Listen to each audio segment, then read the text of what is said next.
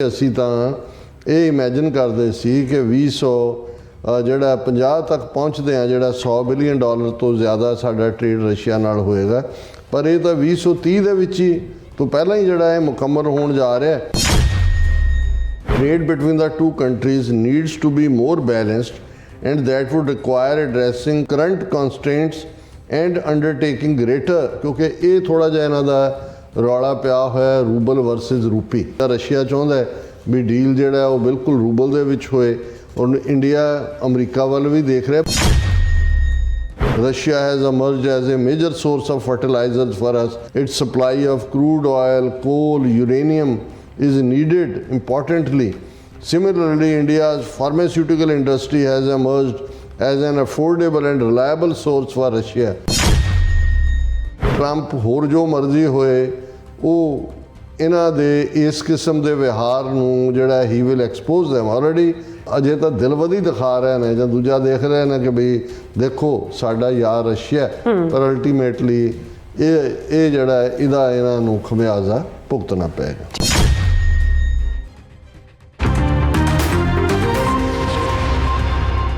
ਦਰਸ਼ਕੋ, break ਤੋਂ ਬਾਅਦ ਤੁਹਾਡਾ ਸਭ ਦਾ ਭਰਪੂਰ ਸਵਾਗਤ ਹੈ। ਸੋ ਇਸ ਗੱਲਬਾਤ ਕਰਾਂਗੇ। ਭਾਰਤ ਦੇ ਵਿਦੇਸ਼ ਮੰਤਰੀ ਐਸ ਜੈਸ਼ੰਕਰ ਨੇ ਕਿਹਾ ਹੈ ਕਿ ਭਾਰਤ ਰਸ਼ੀਆ ਦਾ ਆਪਸੀ ਵਪਾਰ ਜਿਹੜਾ ਹੈ ਉਹ $100 ਬਿਲੀਅਨ ਤੋਂ ਵੀ ਜ਼ਿਆਦਾ ਹੋ ਜਾਏਗਾ।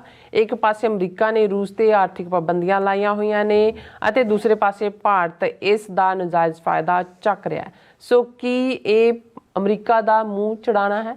ਸੋ ਇਸ ਬਾਰੇ ਆਪਾਂ ਗੱਲਬਾਤ ਕਰਨ ਜਾ ਰਹੇ ਹਾਂ। ਸੋ ਅਸੀਂ ਚਾਹਾਂਗੇ ਕਿ ਤੁਸੀਂ ਇਸੇ ਤਰ੍ਹਾਂ ਬਣੇ ਰਹਿਣਾ। ਦੇਖਣ ਸੁਣ ਲਈ ਲਿਖਣ ਲਈ ਤੁਹਾਡਾ ਸਭ ਦਾ ਬਹੁਤ ਬਹੁਤ ਧੰਨਵਾਦ ਜੀ। ਰਾਜ ਸਾਹਿਬ, ਕੀ ਕਹਿਣਾ ਚਾਹੋਗੇ?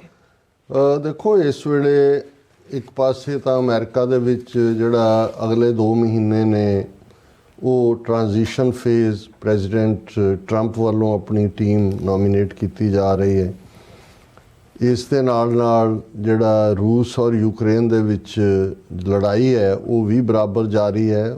ਨੈਸਟੀ ਡਰੋਨ ਅਟੈਕ, ਉਹ ਕਿੰਨਾ ਡੈਮੇਜ ਹੋ ਰਿਹਾ, ਕਿਉਂਕਿ ਖਬਰਾਂ ਦੀ ਜਿਹੜੀ ਹੈ ਉਹ ਨਿਰਪੱਖਤਾ ਦੇ ਉੱਤੇ ਸਵਾਲੀਆ ਨਿਸ਼ਾਨ ਹੈ, ਕਿਉਂਕਿ ਜੋ ਇੱਕ ਸੋਰਸ ਤੋਂ ਨਿਕਲਦਾ ਹੈ ਉਹ ਉਹਨਾਂ ਦਾ ਹੀ ਵਰਜਨ ਹੁੰਦਾ। ਪਰ ਇਹਦੇ 'ਚ ਕੋਈ ਸ਼ੱਕ ਨਹੀਂ ਹੈ ਕਿ ਵੱਡੀ ਗਿਣਤੀ 'ਚ ਕੈਜੂਅਲਟੀਜ਼ ਹੋ ਰਹੀਆਂ, ਬਿਲਕੁਲ। ਔਰ ਇਹਦੇ 'ਚ ਵੀ ਕੋਈ ਸ਼ੱਕ ਨਹੀਂ ਹੈ ਕਿ ਇੱਕ ਫੀਅਰ ਜਿਹੜਾ ਯੂਕਰੇਨੀਅਨ ਲੋਕਾਂ 'ਚ ਵੀ ਹੈ ਕਿ ਸਾਨੂੰ ਜਿਹੜਾ ਉਹ ਸੈਕਰੀਫਾਈਸ ਨਾ ਕਰ ਦਿੱਤਾ ਜਾਏ।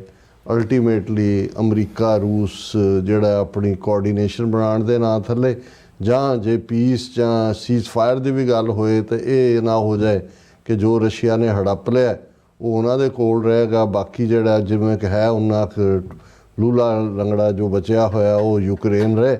ਔਰ ਇਹ ਸ਼ੋਰ ਕਰਦੇ ਅਮਰੀਕਾ ਕਿ ਜੀ ਅਗਲੇ 20 ਸਾਲ ਜਾਂ 50 ਸਾਲ ਲਈ ਉਹਨੂੰ ਯੂਰਪੀਅਨ ਯੂਨੀਅਨ ਦੇ ਵਿੱਚ ਵੀ ਨਹੀਂ ਵਾੜਿਆ ਜਾਏਗਾ। ਇਸ ਨੂੰ ਲੈ ਕੇ ਉਹਨਾਂ ਦੇ ਕੰਸਰਨ ਨੇ ਇਸ ਸਾਰੇ ਦੇ ਚੱਲਦੇ ਕਿਉਂਕਿ ਇੰਡੀਆ ਦੇ ਉੱਤੇ ਕਾਫੀ ਦਬਾਅ ਬਣਨਾ ਸ਼ੁਰੂ ਹੋ ਗਿਆ ਸੀ ਯੂਕਰੇਨ ਦੇ ਮੁੱਦੇ ਦੇ। ਇਹਦੇ ਬਾਵਜੂਦ ਕਿ ਬਾਈਡਨ ਐਡਮਿਨਿਸਟ੍ਰੇਸ਼ਨ ਨੇ ਇੰਡੀਆ ਦਾ ਸਟੈਂਡ ਉਹ UN ਜਨਰਲ ਅਸੈਂਬਲੀ 'ਚ ਹੋਏ, ਸਿਕਿਉਰਿਟੀ ਕਾਉਂਸਲ 'ਚ ਹੋਏ ਜਾਂ ਅਦਰਵਾਈਜ਼, ਲੇਕਿਨ ਜਿਹੜੀ ਗੱਲ ਨੇ ਸਭ ਤੋਂ ਜ਼ਿਆਦਾ ਜਿਹਨੂੰ ਅਮਰੀਕਨ ਐਕਸਪ੍ਰੈਸ਼ਨ ਜ਼ਿਆਦਾ ਪਿਸਡ ਆਫ ਕੀਤਾ ਜਾਂ ਪਿਸ ਆਫ ਕੀਤਾ ਉਹ ਸੀ ਕਿ ਜਿਹੜੀਆਂ ਆਰਥਿਕ ਸੈਂਕਸ਼ਨਸ ਅਮਰੀਕਾ ਨੇ ਰੂਸ ਦੇ ਖਿਲਾਫ ਲਾਈਆਂ, ਰੂਸ ਦੇ ਮੁਲਕਾਂ ਦੇ ਕਿ ਉਹ ਖਰੀਦ ਨਹੀਂ ਸਕਦੇ। ਇੰਡੀਆ ਨੇ 50 ਟਾਈਮਸ 100 ਟਾਈਮਸ ਮੋਰ ਰਸ਼ੀਆ ਦਾ ਕਰੂਡ ਆਇਲ ਬਾਏ ਕੀਤਾ, ਆਪਣੀ ਲੋੜ ਲਈ ਤਾਂ ਕੀਤਾ ਹੀ ਕੀਤਾ, ਬਿਲਕੁਲ। ਉਹਨੂੰ ਪ੍ਰੋਸੈਸ ਕਰਕੇ ਵਾਪਸ ਯੂਰਪ ਦੀ ਮੰਡੀ ਦੇ ਵਿੱਚ ਵੇਚਿਆ, ਕਿਉਂਕਿ ਸੈਂਕਸ਼ਨਸ ਦੇ ਥੱਲੇ ਉਹ ਪਾਰਟ ਨਹੀਂ ਸੀ ਆਉਂਦਾ। ਹਾਲਾਂ ਲੇਟਲੀ ਜਿਹੜਾ ਪਿਛਲੇ ਹਫ਼ਤੇ ਹੀ ਅਮਰੀਕਾ ਨੇ 17 ਉਹਨਾਂ ਕੰਪਨੀਆਂ ਦੇ ਉੱਤੇ ਇੰਡੀਅਨ ਓਰੀਜਨ ਦੀਆਂ ਸੈਂਕਸ਼ਨਸ ਲਾਈਆਂ ਨੇ ਜਿਹੜੇ ਰਸ਼ੀਆ ਨਾਲ ਟ੍ਰੇਡ ਕਰਦੇ ਨੇ, ਪਰ ਬਾਈ ਐਂਡ ਲਾਰਜ ਉਹਦੇ ਨਾਲ ਫਰਕ ਨਹੀਂ ਪੈਂਦਾ ਕਿਉਂਕਿ ਬਹੁਤ ਸਾਰੇ ਚੋਰ ਦਰਵਾਜ਼ੇ ਨੇ। ਸੋ ਉਹਦਾ ਨਤੀਜਾ ਇਹ ਕਿ ਵੀ ਜਿਹੜਾ ਸੈਂਕਸ਼ਨਸ ਦਾ ਮਤਲਬ ਤਾਂ ਇਹ ਹੁੰਦਾ ਹੈ ਵੀ ਕਿਸੇ ਨੂੰ ਆਰਥਿਕ ਤੌਰ ਦੇ ਉੱਤੇ ਤੁਸੀਂ ਪੰਗੂ ਕਰ ਦਿਓ, ਉਸ ਨੂੰ ਹੈਂਡੀਕੈਪ ਕਰ ਦਿਓ, ਔਰ ਉਹ ਮਜਬੂਰ ਹੋਏ ਕਿ ਵੀ ਦੁਨੀਆ ਦੀ ਗੱਲ ਮੰਨੇ। ਮਕਸਦ ਤਾਂ ਇਹੀ ਸੀ ਸੈਂਕਸ਼ਨਸ ਜਦੋਂ ਵੀ ਇੱਕ ਸਿਆਸੀ ਵੈਪਨ ਦੇ ਤੌਰ 'ਤੇ ਇਸਤੇਮਾਲ ਹੋਈਆਂ, ਪਰ ਹੋਇਆ ਬਿਲਕੁਲ ਇਸ ਦੇ ਉਲਟ। ਇੰਡੀਆ ਨੇ ਸਸਤਾ ਆਇਲ ਬਾਏ ਕੀਤਾ, ਉਹਨੂੰ ਪ੍ਰੋਸੈਸ ਕਰਕੇ ਸਸਤਾ ਵੇਚਿਆ। ਰਸ਼ੀਆ ਦੇ ਕੋਲ ਤਾਂ ਹੈ ਹੀ ਇਹ, ਉਹਦੇ ਕੋਲ ਤਾਂ ਨਾ ਮੁੱਕਣ ਵਾਲਾ ਖਜ਼ਾਨਾ ਹੈ। ਨਤੀਜੇ ਦੇ ਤੌਰ 'ਤੇ ਜਿਹੜੀ ਇੰਡੀਆ ਰਸ਼ੀਆ ਟ੍ਰੇਡ ਸੀ ਉਹ 300 ਟਾਈਮਸ ਵਧੀ।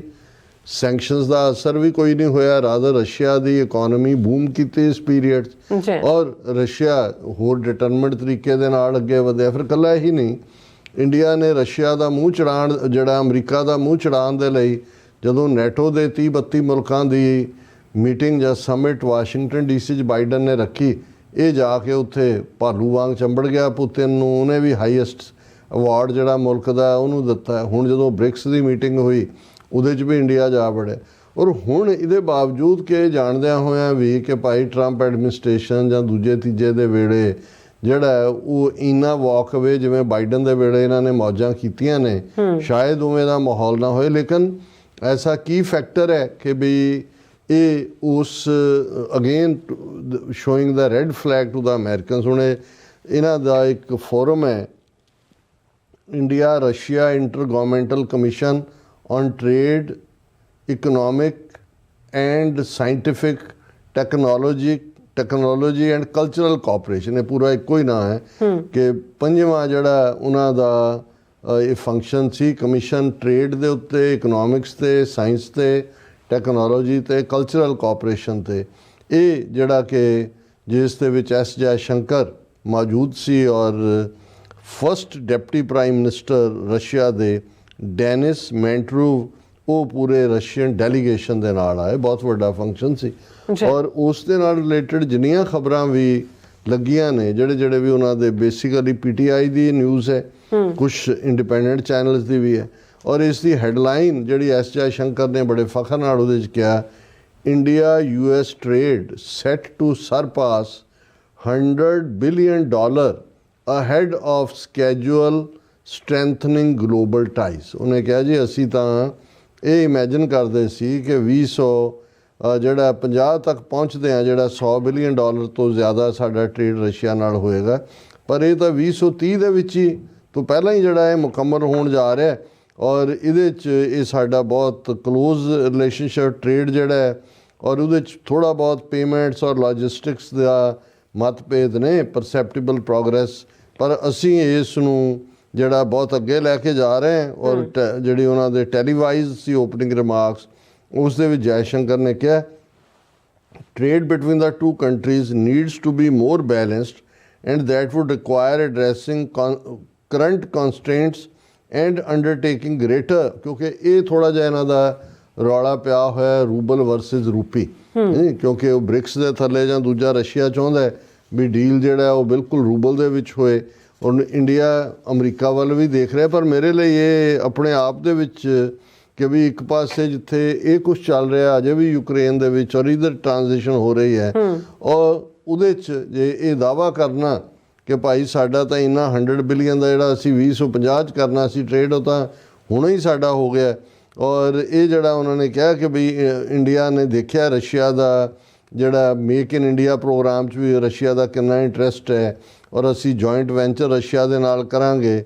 ਔਰ ਮੈਂ ਇਸ ਗੱਲ ਦੇ ਉੱਤੇ ਕੌਨਫੀਡੈਂਟ ਹੈ ਕਿ ਸਾਡਾ ਜਿਹੜਾ ਟ੍ਰੇਡ ਟਾਰਗੇਟ ਹੈ 100 ਬਿਲੀਅਨ ਦਾ 2030 ਤੱਕ, ਉਹ ਉਸ ਤੋਂ ਬਹੁਤ ਪਹਿਲਾਂ ਅਸੀਂ ਉਹਨੂੰ ਅਚੀਵ ਕਰ ਲਾਂਗੇ। ਔਰ ਅਸੀਂ ਜਿਹੜਾ ਇੰਡੀਆ ਜਿਹਦੀ ਬਹੁਤ ਦਹਾਕਿਆਂ ਤੋਂ ਯਾਰੀ ਹੈ ਰਸ਼ੀਆ ਦੇ ਨਾਲ, ਅਸੀਂ ਇਸ ਨੂੰ Russia has emerged as a major source of fertilizers for us, ਅਸੀਂ ਉਹਨਾਂ ਤੋਂ ਫਰਟੀਲਾਈਜ਼ਰ ਵੀ ਲੈ ਰਹੇ ਹਾਂ। Its supply of crude oil, coal, uranium is needed importantly. Similarly, India's pharmaceutical industry has emerged as an affordable and reliable source for Russia. ਅਸੀਂ pharmaceutical stuff ਵੀ ਵੇਚ ਰਹੇ ਹਾਂ। Looking ahead, we are also exploring the mobility of talent and skills. Customizing them for the Russian market has to be so ਕੁੱਲ ਮਿਲਾ ਕੇ ਜਦੋਂ ਤੁਸੀਂ ਸਾਰੇ ਨੂੰ ਦੇਖਦੇ ਹੋ, ਇਸੇ ਤਰ੍ਹਾਂ ਦਾ ਹਿੰਦੂ ਦੀ ਖਬਰ ਹੈ, progress in trade between India and Russia, Jai Shankar, ਕਿ ਇਹਦੇ ਬਾਵਜੂਦ ਕਿ ਜੋ ਮਰਜ਼ੀ ਚੱਲ ਰਿਹਾ ਅਸੀਂ ਰਸ਼ੀਆ ਦੇ ਨਾਲ ਬਗਲਗੀਰ ਹੈ ਔਰ ਇਸ ਦੇ ਉੱਤੇ ਅਸੀਂ ਖੜੇ। ਸੋ ਇਸ ਸਾਰੇ ਨੂੰ ਦੇਖਦੇ ਹਾਂ ਮੈਂ ਸਮਝਦਾ ਕਿ ਵੀ ਭਾਵੇਂ ਇਹਨਾਂ ਨੂੰ ਲੱਗਦਾ ਵੀ ਅੱਜ ਉਹ ਦੀਵਾਲੀ ਦਾ ਮੈਸੇਜ ਦੇ ਦਿੱਤਾ ਟਰੰਪ ਨੇ, ਮੋਦੀ ਨੂੰ ਆਪਣਾ ਯਾਰ ਕਹਿ ਦਿੱਤਾ, ਪਰ ਜੋ ਇਹ ਹਰਕਤਾਂ ਕਰ ਰਹੇ ਨੇ ਅਲਟੀਮੇਟਲੀ ਟਰੰਪ ਹੋਰ ਜੋ ਮਰਜ਼ੀ ਹੋਏ, ਉਹ ਇਹਨਾਂ ਦੇ ਇਸ ਕਿਸਮ ਦੇ ਵਿਹਾਰ ਨੂੰ ਜਿਹੜਾ he will expose them. Already tariff ਦੇ ਮੁੱਦੇ ਦੇ ਉੱਤੇ ਵੀ ਉਹਨੇ ਕਿਹਾ ਸੀ India is the king of tariff. ਔਰ ਜਦੋਂ ਤਾਲਿਬਾਨ ਨਾਲ ਗੱਲਬਾਤ ਸ਼ੁਰੂ ਕੀਤੀ ਟਰੰਪ ਨੇ, ਹਾਲਾਂਕਿ ਇੰਡੀਆ ਦੀ ਇੰਨੀ ਇਨਵੈਸਟਮੈਂਟ ਸੀ ਅਫਗਾਨਿਸਤਾਨ 'ਚ, ਤਾਲਿਬਾਨ ਨੇ ਪਹਿਲੀ ਸ਼ਰਤ ਰੱਖੀ ਸੀ ਇਹਨਾਂ ਨੂੰ ਪਾਸੇ ਕਰੋ। ਉਹਨੇ ਇੰਡੀਆ ਨੂੰ ਕਿਹਾ ਗੈਟ ਆਊਟ, ਤੁਸੀਂ ਇਹਦਾ ਹਿੱਸਾ ਹੀ ਨਹੀਂ ਹੋ ਗੱਲਬਾਤ ਦਾ। ਬਿਲਕੁਲ ਉਹਨੂੰ ਉਦੋਂ ਇੰਡੀਆ ਨੂੰ ਲੱਗਾ ਵੀ ਅਸੀਂ ਤਾਂ ਸਮਝਦੇ ਸੀ ਵੀ ਟਰੰਪ ਹਾਊਡੀ ਮਾਊਡੀ ਇਹ ਉਹ, ਵੀ ਇਹ ਤਾਂ ਤਾਲਿਬਾਨ ਨਾਲ ਇੰਡੀਪੈਂਡੈਂਟ ਕਰ। ਔਰ ਮੈਨੂੰ ਇਹ ਲੱਗਦਾ ਵੀ ਅਲਟੀਮੇਟਲੀ ਇਹ ਅਜੇ ਤਾਂ ਦਿਲਵਦੀ ਦਿਖਾ ਰਹੇ ਨੇ ਜਾਂ ਦੂਜਾ ਦੇਖ ਰਹੇ ਨੇ ਕਿ ਬਈ ਦੇਖੋ ਸਾਡਾ ਯਾਰ ਰਸ਼ੀਆ ਪਰ ਅਲਟੀਮੇਟਲੀ ਇਹ ਜਿਹੜਾ ਇਹਦਾ ਇਹਨਾਂ ਨੂੰ ਖਮਿਆਜ਼ਾ ਭੁਗਤਣਾ ਪਏਗਾ। ਜੀ ਡਾਕਟਰ ਸਾਹਿਬ ਤੁਹਾਡਾ ਬਹੁਤ ਬਹੁਤ ਧੰਨਵਾਦ। ਸੋ ਤਾਂ ਇਹਨੇ ਬ੍ਰੇਕ ਵਿਊਅਰਸ ਤੁਸੀਂ ਕਿਤੇ ਨਹੀਂ ਜਾਣਾ, ਮਿਲਦੇ ਹਾਂ ਆਫਟਰ ਦਿਸ ਸ਼ਾਰਟ ਬ੍ਰੇਕ।